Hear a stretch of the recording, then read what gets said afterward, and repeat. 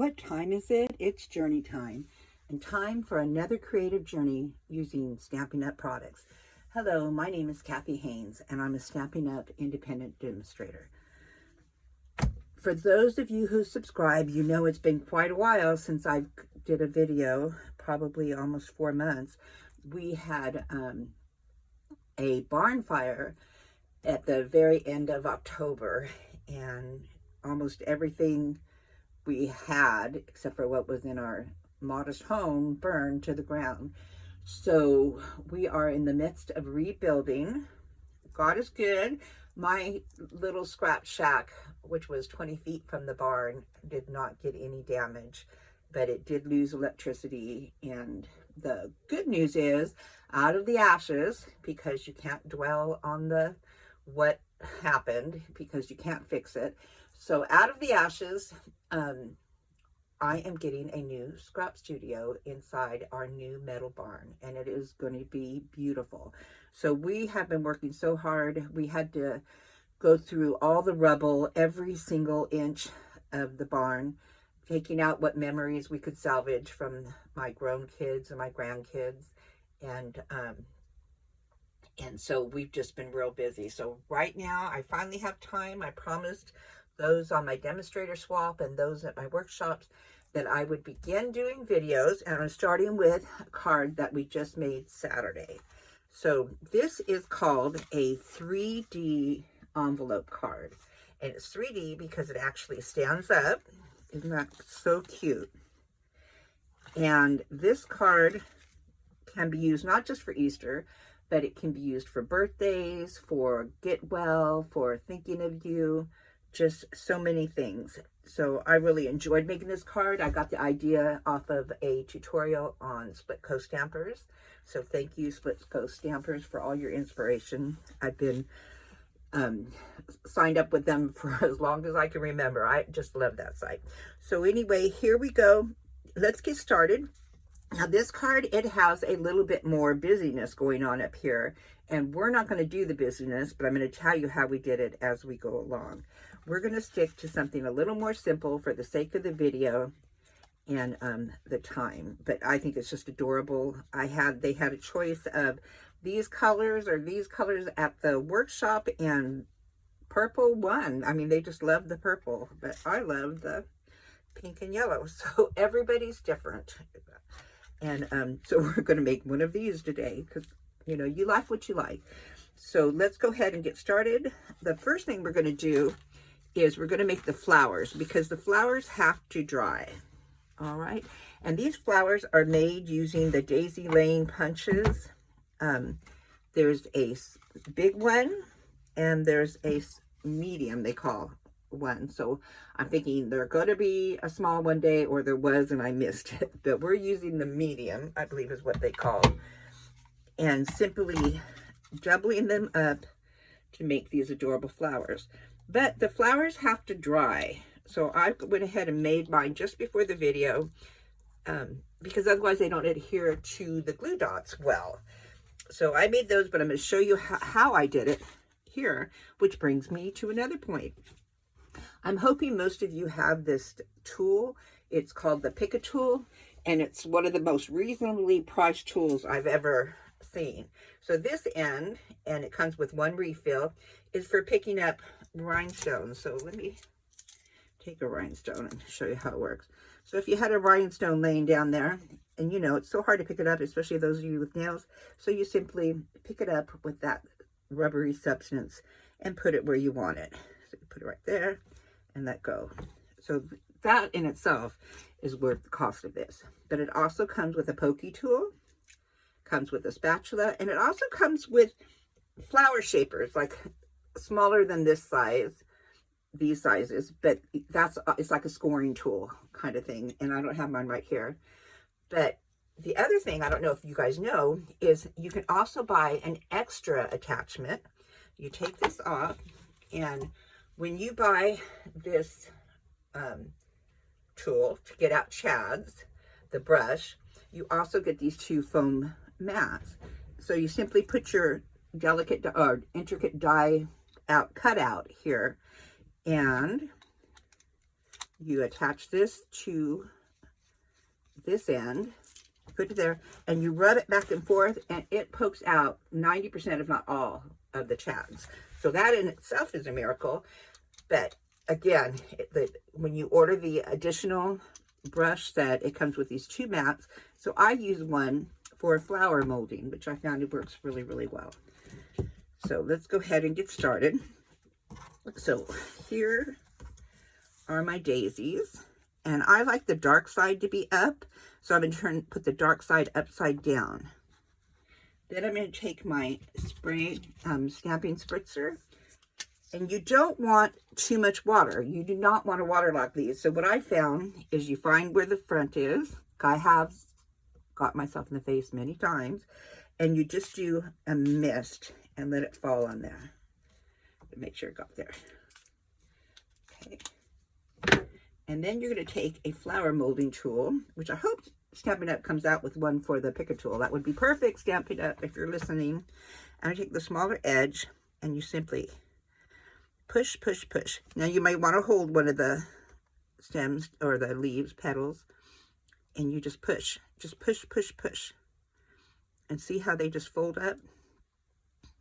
Last one. And then do this one. Again, push, push, push, push, push, push.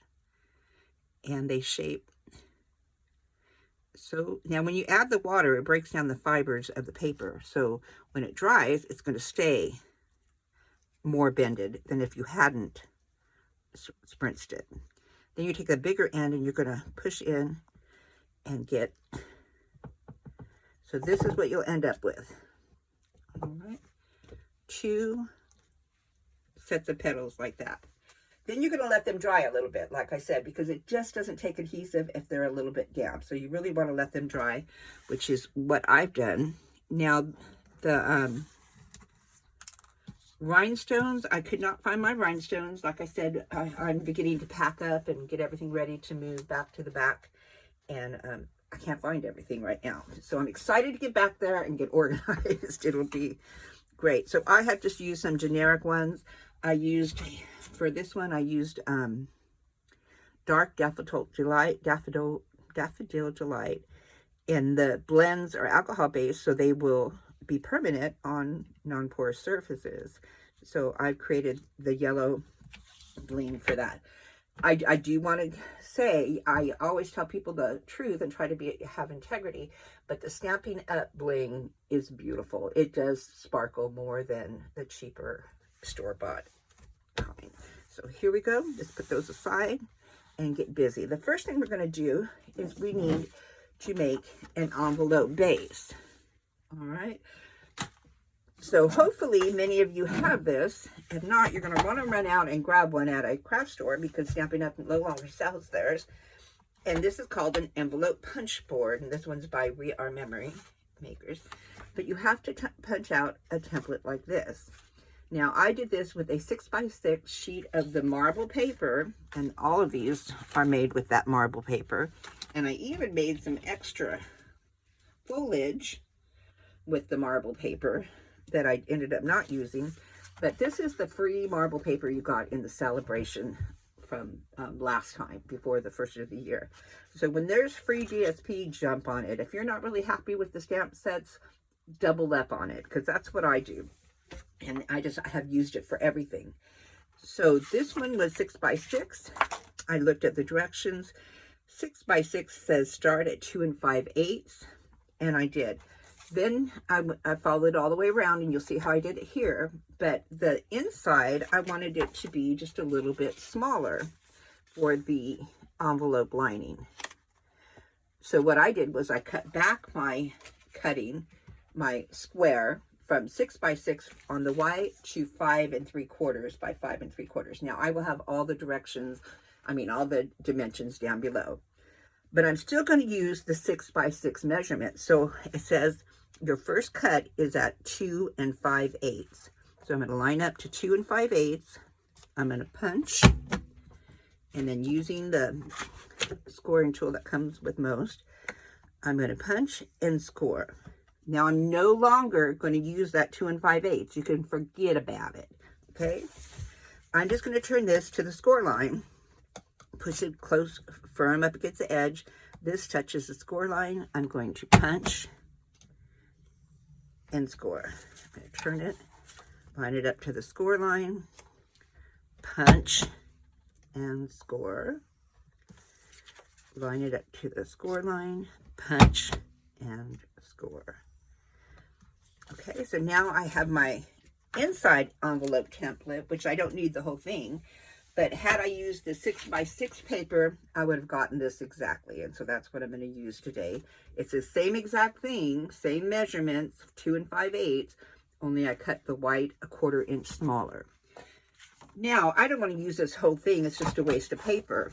So what you want to do is grab your large scissors, or you can use a trimmer, but I find this much quicker and easier.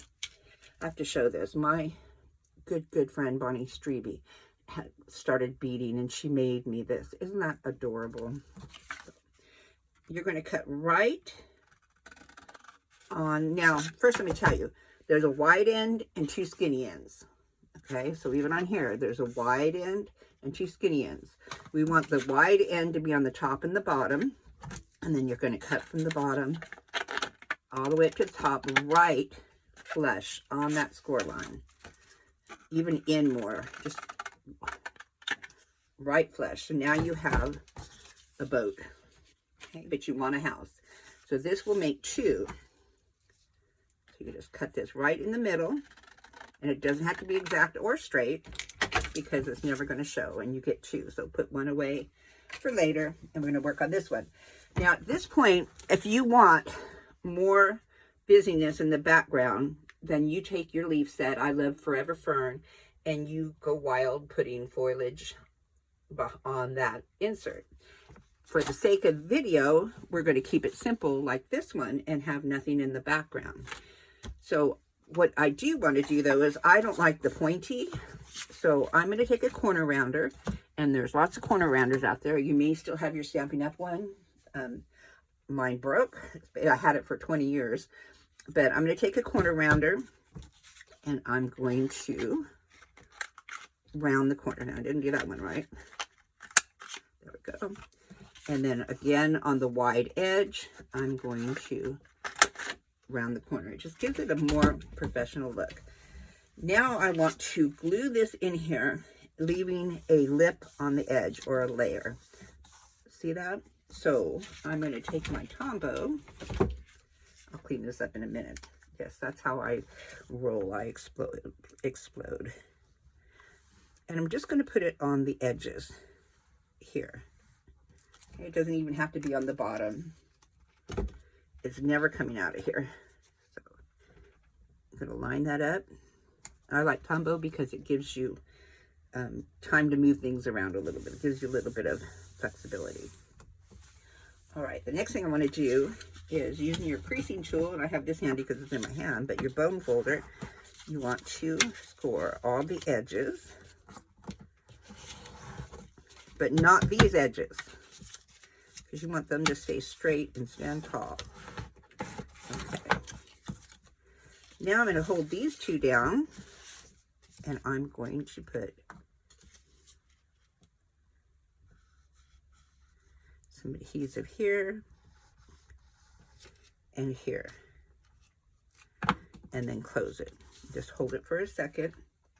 Now during this process, I want to keep my envelope open and out. I don't want it to be flat and flush. This is a 3D envelope card. And that also helps you have some dimension when it comes to your foliage. Foliage. And how I got my foliage. And you could use the Forever Fern dies, which are amazing. But I just used the punch. I have Sprig punch. And I don't remember the name of this punch. But I love it just the same. I used to tell my kids, you know who you are. I could never remember their names. So I did 2 sprigs and 1 set of who you know who you are. Okay. Now you could also, like I said, you could use the marble paper. There's one in there that's kind of like a soft succulent, and cut out pieces of that, which would give even more, you know, interest. But on the sake of interest of time, we're going to stick to this. Now, let me move this stuff out of the way. It's closing in on me. But I did cut out, and it is retiring, the Garden Wishes set, which I love. And this piece I love just the most. So I'm going to kind of bend it a little. I probably could spray it a little, so maybe it'll hold its roundness just a little more. Let me take it off screen. I'm going to spray it a little bit and let it dry and kind of bend it, because you want dimension, you know. And I could use a flower molding tool if I wanted to, but this should be fine. Just bend it. I'm going to put him aside, and I'm going to start with my flowers. So what I did was, this is a 4 1/4 sheet or piece of paper that I probably an inch, but it doesn't matter. But I just did it so that I could cut a piece off of it, because I felt it needed a stem, and I cut that in half. And then I'm going to take my glue dots, so the mini glue dots from Stampin' Up, and I'm going to put one on the back of this stem. Okay, not that one. I take one of my daisies, and I'm going to put that right there. Press, and then immediately it's hooked. Kind of like me when I first started stamping. I went to a Stampin' Up workshop, obliged, because I was just training in a new position, and the lady training me invited me, and I did not want to go. And needless to say, 20-some years later, 20-some years later, 21 or 22, here I am, a demonstrator, still stamping. So, and then the third daisy, I just want to put a glue dot on the back. So just on the back, push, because I'm going to adhere that daisy right there. Adhere. Okay. Go. Now, one of the daisies that are on a stick, I'm also going to put a glue dot on the back. And one I am not. And I can put them going over the edge, because picture this a square. You can go over the edge. Okay. Oh, first let me put a little bit for extra stability. I'm going to put that right there. And then this last one, I want this daisy to be free. So I'm only going to put adhesive on the stem. And I'm going to put that right about there. Okay. Now, I do not want my envelope sticking to that daisy. Alrighty. Now I'm going to take my blown dandelion and I'm going to put adhesive on the bottom. And I'm going to stick that right about there. I want it to go over the edge just a little bit. Again, making sure that you're not pushing your envelope down on there. Now it'll get better, folks. Looks a little wonky right now, but let's just see what happens. Now this one, I want to put it on the top, my adhesive. And don't put too much. Tumble works really well. And I'm going to put it right here, and I'm going to push down on my envelope to pick it up. But I still do not want my envelope to press down, because this is going to give me dimension. This foliage is going to be a little higher than the rest. Okay. Now I'm going to take a sprig. I'm going to put some adhesive on the back. And I'm going to stick that right about there. I think that looks good. And it's your bouquet. You are the florist. Whoop. Kind of want this under the leaves. All right. And it needs something on the other side. So I'm going to put some on the bottom again. And put this right over here. Now, you'll see that a lot of this is going to be covered, so it won't show. So we have some wiggle room. Again, get your leaves over. There we go. So that's good enough. What do you think? Now, in my kit, where are you, kit? Here, kitty, kitty, kitty. So, where is my kit? I'm missing my vellum piece. So I am going to have to steal one from here. Hold on. I will put you back together later. I'm stealing from another kit. So what I did was, here's my vellum piece. And I ran it through, I don't remember the name of it, but this is like a water splash embossing folder from Stampin' Up. It's one of the shorter ones, the skinnier ones. And I put a glue dot on the back, and I'm going to slip it under the, and put it right there. So it has a glue dot. Like I said, I just stole this off the purple one because I can't find mine. Okay, then I decided on this one I used the purple Gorgeous Grape. On this one, I used the soft succulent linen, I think it is. So on this one, I just thought I would use this white linen one. I just think it's so pretty and clean. Let's see how it looks. And I'm going to fold it with the open edge towards me and in. Right? And I'm going to put a bigger glue dot. Now, these take bigger glue dots that Stampin' Up doesn't sell anymore, but you can find them anywhere. I'll put that right there and push. All right, and then I have my Easter's blessings. And like I said, Easter's next week, but you could do happy birthday, get well, anything you could think of. I'm thinking of you. And then I'm going to use a dimensional and pop up my sentiment. How much of my mess can you guys see? Because I've really exploded over here. Put it right there. Get over there. And put that right there. Oh my gosh, isn't that adorable? What do you think? But at this point, it would just be an adorable envelope. So we had to figure out how to do the inside. And that's where Split Coast Stampers. Oh, look at, I found it. Okay, I'll fix you, card. I'll fix you. No complaining. This is a 6.5, I believe, by 4. The dimensions will be, it might be 375, will be below, right next to where you like and subscribe.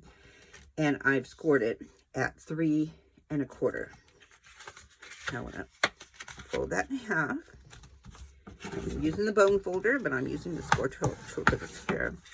Open it up, and this is where you're going to place your sentiment, just as if you had a card that folded that way. And this sentiment is out of the Wishes for Everything, which is retiring. So if it's still there, grab it, because it has a wish for everything. Heroes, just a little reminder you're all loved, giving thanks, wishing you a trick-or-treating, candy-eating, frightful, delightful time. It has Christmas, Hanukkah, Easter. I mean, all your bases are covered, especially if you're new to stamping. That's just a great sentiment set to have because it covers so much. It's actually a set of 2. There's more to it. Then I'm going to put some Tombow on the back.